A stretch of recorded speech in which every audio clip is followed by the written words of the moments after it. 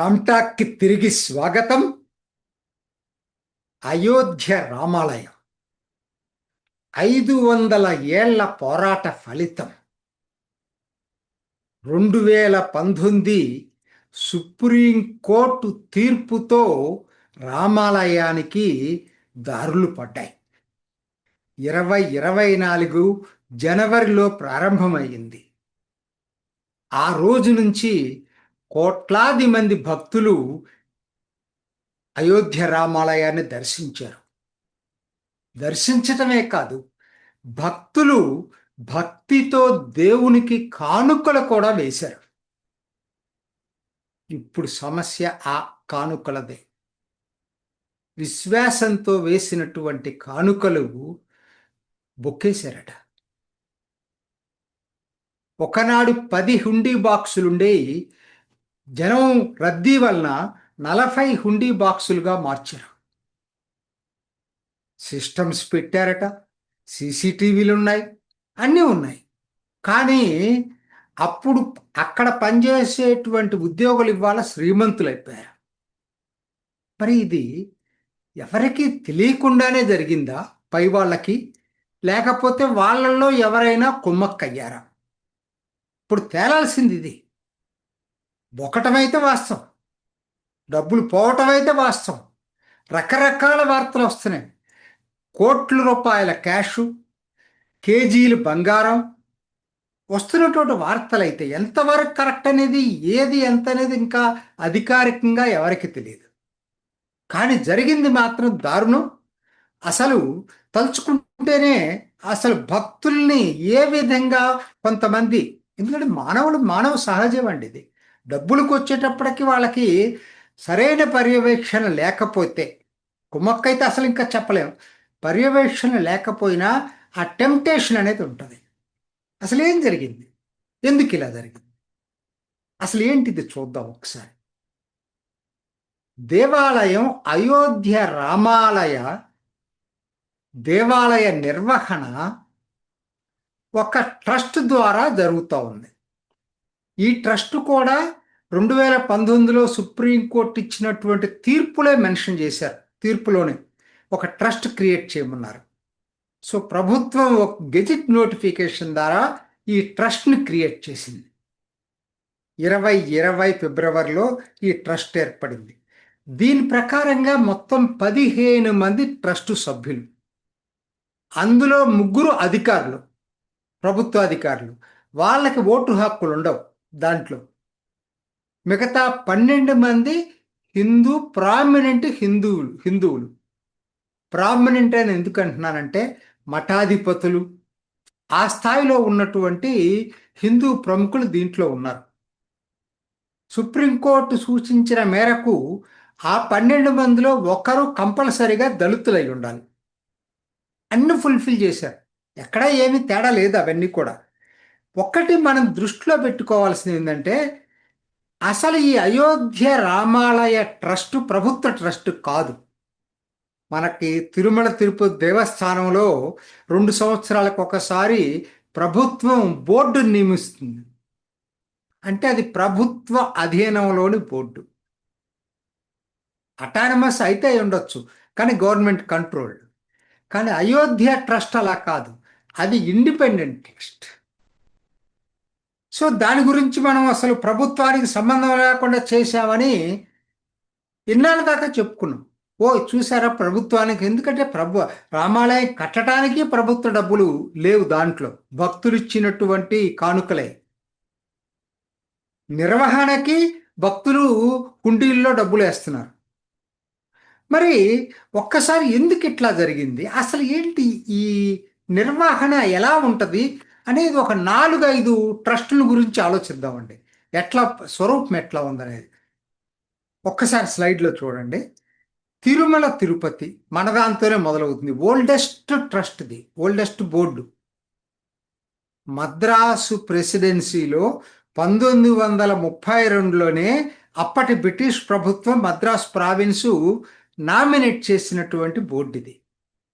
ఆ తర్వాత స్వాతంత్రం వచ్చిన తర్వాత ఈ ఆంధ్ర, అప్పుడు మద్రాసు ప్రభుత్వం, తర్వాత ఆంధ్ర ప్రభుత్వం, తర్వాత ఆంధ్రప్రదేశ్ ప్రభుత్వం, ఇప్పుడు మళ్ళా కొత్త ఆంధ్రప్రదేశ్ ప్రభుత్వం ఆధ్వర్యాన ఈ బోర్డు నడుస్తుంది. అంటే ఇది ప్రభుత్వ బోర్డు, దృష్టిలో పెట్టుకోవాలి. ఇక్కడ అవకతవకలు జరగలేదా అంటే ఇటీవలే కదా కల్తీ నెయ్యి, కోట్ల రూపాయల కుంభకోణం బయటపడింది. ఎక్కడ డబ్బులుంటే అక్కడ ఈగల ముసురుతానే ఉంటాయండి, బెల్లం ఉన్న చోటే ఈగలు ఉంటాయి. తర్వాత సోమనాథ్, అత్యంత ప్రఖ్యాతి చెందిన ఇంకొక దేవాలయం, ఆ చరిత్ర చాలా అందరికి తెలిసిందే. ఆ సోమనాథ్ దేవాలయం 1948లో ఒక ట్రస్ట్ ఏర్పడింది. ఇది ఇండిపెండెంట్ ట్రస్ట్, ఇది ప్రభుత్వంతో సంబంధం లేదు. కాకపోతే ట్రస్ట్లో ఎక్స్ అఫిషియోగా ప్రధానమంత్రి ఉంటాడు, ట్రస్ట్లో సభ్యుడిగా. దీని చాలా చరిత్ర ఉంది. వల్లభాయ్ పటేల్ దీని పునర్నిర్మాణంలో ప్రముఖ పాత్ర పోషించాడు. కేఎం మున్షి, నెహ్రూ వెళ్ళొద్దన్నా రాజేంద్ర ప్రసాద్ ఇనాగ్రేషన్కి వచ్చాడు. సో ఇవాళ వరకు కూడా ఎటువంటి ఆరోపణలు లేకుండా, అవినీతి ఆరోపణలు లేకుండా నడుస్తుంది 1948 నుంచి. మూడోది మన అందరం పవిత్రంగా భావించే కాశీ విశ్వనాథ ధామ్. అదివరకు మఠాలు నడిపాయి. 1983లో ఉత్తరప్రదేశ్ రాష్ట్ర ప్రభుత్వం దీన్ని ఒక ట్రస్ట్ ఏర్పాటు చేసింది. ఇందులో హిందూ మతాధిపతులు ఉన్నారు, అట్లానే ప్రభుత్వ అధికారులు కూడా ఉంటారు. కానీ ప్రభుత్వం ఏర్పాటు చేసిన ట్రస్ట్ ఇది 1983. ఆ తర్వాత మాతా వైష్ణవీదేవి, అందరికి తెలుసు, జమ్మూలో ఉన్నటువంటి మాతా వైష్ణవీదేవి ఆలయం. ఇది మన తిరుమల తిరుపతి దేవస్థానం లాగా రాష్ట్ర ప్రభుత్వం ఏర్పాటు చేసినటువంటి బోర్డు. 1986లో మొట్టమొదట ఈ బోర్డును క్రియేట్ చేశారు. దీనికి chairman, ex officio chairman Jammu Kashmir governor. ఆ యాక్ట్లో ఉన్నటువంటి ప్రొవిజన్ అది. సో ఇది ప్రభుత్వ బోర్డు, మాతా వైష్ణవీదేవి. అంటే నేను 5 ఇచ్చాను, చాలా ఉన్నాయి. నేను అయోధ్య రామాలయం చూడండి.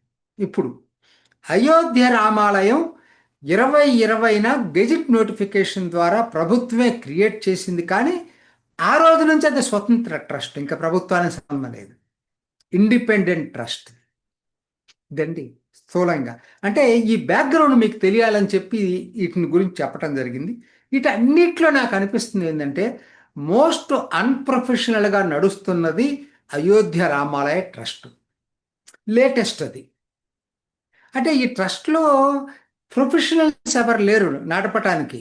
అంతా ఈ హిందూ దీని మీద మఠాధిపతులు లేకపోతే ఆ స్థాయిలో ఉన్నటువంటి వాళ్ళు ఉన్నారు తప్పితే అసలు ఫైనాన్షియల్ మ్యాటర్స్ ఎలా నడపాలి, మేనేజ్మెంట్ సైడ్ ఎలా నిర్వహించాలి అనే తెలిసిన వాళ్ళు ఒక్కరు లేరు ఇందుట్లో. అది దురదృష్టం దీంట్లో. కాశీ విశ్వనాథ ధామ్ అట్లా కాదు, ప్రభుత్వ ట్రస్ట్ అది. అక్కడ సీఈఓ ఉంటాడు, కంపల్సరిగా సీఈఓ ఉన్నాడు అక్కడ. ఇక్కడ ఎవరు లేరు, సీఈఓ కూడా లేడు దీనికి. సో వీళ్ళు ఏమనుకుంటున్నారంటే మేము బాగా నడుపుతున్నామని అనుకుంటున్నారేమో. ఎందుకంటే ఏదో సెల్లార్లోకి తీసుకెళ్ళి సీసీటీవీల మధ్యనే లెక్కింపు చేస్తారట. ఆ తర్వాత అది స్టేట్ బ్యాంక్ వాళ్ళు వచ్చి తీసుకెళ్తారట, అక్కడ జమ చేసుకుంటారు. అన్ని సిస్టమ్స్ పక్కాగా ఉన్నాయంట. మరి ఎట్లా జరిగింది? సో ఇది మోస్ట్ అన్ప్రొఫెషనల్ ఎందుకంటే కొన్ని ఈ ట్రస్ట్లు పైన చెప్పిన వాటిలో కొన్నేమో రెగ్యులర్గా ఎవ్రీడే కంకరెంట్ ఆడిట్ జరుగుతుంది. కొన్నేమో కమిషనర్సు, చారిటీ కమిషనర్స్ ఉంటారు. కొన్నిటికేమో yearly once auditing, external audit జరుగుతుంది. కానీ దీనికి ఏమున్నట్లేదు. నాకైతే సిట్ ఇంటర్మ్ రిపోర్ట్ ఇచ్చింది, ఆ నివేదిక బయటకు వస్తే కానీ మనకు పూర్తి వివరాలు తెలియదు.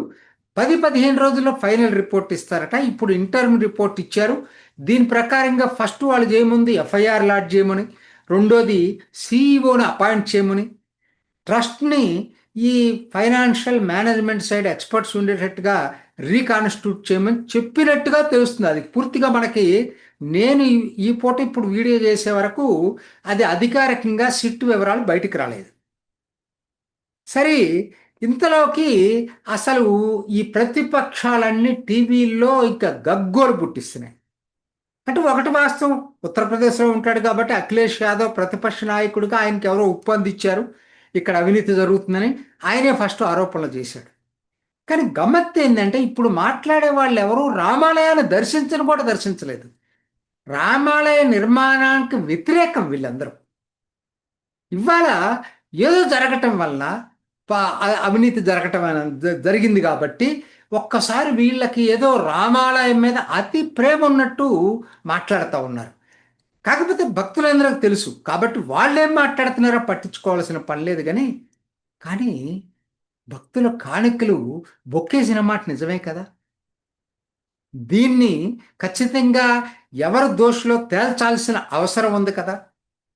ఇన్ని సంవత్సరాల నుంచి ఇది జరుగుతూ ఉంటే వాళ్ళ స్టేటస్ మారిపోతే ఉద్యోగస్తులు, కాంట్రాక్ట్ ఉద్యోగస్తులట, వాళ్ళ స్టేటస్ ఒక్కసారి మారిపోతే మరి అక్కడున్న మేనేజ్మెంట్కి తెలియకుండా ఉందా? కోర్స్ ఇవన్నీ ప్రశ్నలు మనకు తెలియదు. అంటే అన్ప్రొఫెషనల్స్ కాబట్టి మేనేజ్ చేయటం చేత కాలేదంటావా, లేకపోతే ఇందుట్లో ఎవరో ఒకరిద్దరన్నా ట్రస్ట్ సభ్యులు కుమ్మక్కై ఉండుంటారా? తెలియదు. రిపోర్ట్ వస్తే కానీ మనకు పూర్తిగా తెలియదు. కాకపోతే జనం ఏమనుకుంటున్నారంటే, నేనైతే ఈ అఖిలేష్ యాదవ్లు లేకపోతే ఆ మిగతా వాళ్ళు మాట్లాడేది జనం నమ్మట్లేదండి. జనం యోగి మీద ఈ రోజుకి ఆ కాన్ఫిడెన్స్ ఉంది. యోగి దీన్ని బయట పెడతాడు. ఒకటి గుర్తుపెట్టుకోండి, అసలు ఇది ప్రభుత్వానికి సంబంధం లేదు. ప్రభుత్వానికి సంబంధించిన వాళ్ళు ఎవరు లేరు ఇందుట్లో. ఇది స్వతంత్ర ట్రస్ట్ కాబట్టి యోగి ప్రభుత్వాన్నో కేంద్ర ప్రభుత్వాన్నో అంటానికి లేదు.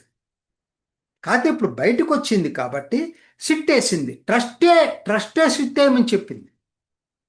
బయటకు వచ్చి ఒక మొదట్లో కొట్టిపారేశారు, తర్వాత ఇదేదో నిజంగానే ఉన్నట్టుందని అనిపించినప్పుడు ట్రస్టే యూపీ రాష్ట్ర ప్రభుత్వాన్ని మీరు దర్యాప్తు చేయమని కోరింది. ఆ బేసిస్ మీదే సిట్ని వేశారు. ఇప్పుడు 3 సభ్యులతోటి స్పెషల్ ఇన్వెస్టిగేషన్ టీం వేశారు. ఇంటర్మ్ రిపోర్ట్ ఇచ్చింది. రిపోర్ట్ ఇప్పటికే ఉత్తరప్రదేశ్ రాష్ట్ర ప్రభుత్వం దగ్గర ఉంది. అది 1-2 రోజుల్లో బయటకు వస్తుందని ఆశిద్దాం. ఫైనల్ రిపోర్ట్ అసలు ఎవరు దీంట్లో దోషులు, దీంట్లో ఇంకా లోతుగా ఏముందనేది లోతైన దర్యాప్తు జరుగుతూ ఉంది. వాళ్ళకి ఇంకో 10-15 రోజులు పడుతుందని చెప్పారు. సో అందరికీ నమ్మకం ఏంటంటే యోగి ఆదిత్యనాథ్ ఆయన ఒక మఠాధిపతి, గోరఖనాథ్ మఠాధిపతి, ప్రఖ్యాతి చెందిన గోరఖనాథ్ మఠాధిపతి. ఖచ్చితంగా దీంట్లో దోషుల్ని బయటకు తీస్తాడనేటువంటి నమ్మకం ఉంది. ఆయన మొన్న మాట్లాడుతూ ఒక మాట అన్నాడు, అది జనం గుండెలు తాకింది. 500 సంవత్సరాలు రామాలయం కోసం వెయిట్ చేశాం, 15 రోజులు వెయిట్ చేయండి, పాలు నీళ్ళకి నీళ్లు తేలుస్తాను, అప్పటిదాకా మీరు ఓపిక పట్టండి. 5 సంవత్సరాలు ఓపిక పట్టిన వాళ్ళు 15 రోజులు ఓపిక పట్టలేరా అని చెప్పి పబ్లిక్లోనే ఆయన మాట్లాడటం జరిగింది. అప్లాజ్ వచ్చింది. కాబట్టి దీంట్లో దోషులు తప్పించుకునే అవకాశం ఉంటుందని చెప్పి నేను అనుకోవట్లేదు. కాకపోతే ఇది ఒక మాయన మచ్చ.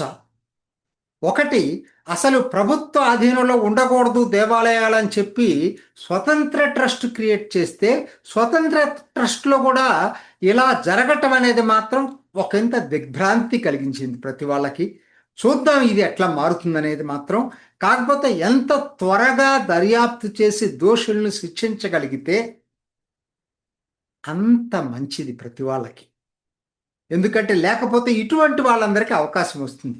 రామాలయ నిర్మాణాన్ని వ్యతిరేకించిన వాళ్ళందరూ దీన్ని ప్రజల్లోకి తీసుకెళ్ళి విష ప్రచారం చేయకుండా ఉండాలి అంటే ఎంత త్వరగా దర్యాప్తు చేసి దోషులను బయట పెడతారో అప్పుడే ఈ వదంతులకి, ఈ పుకార్లకి, ఈ విష ప్రచారానికి బ్రేకులు పడతాయి. అది జరుగుతుందని చెప్పి ఆశిద్దాం. ఇది ఈనాటి రామ్ టాక్. ఇంకొక ఎపిసోడ్లో మళ్ళీ కలుసుకుందాం. నమస్తే.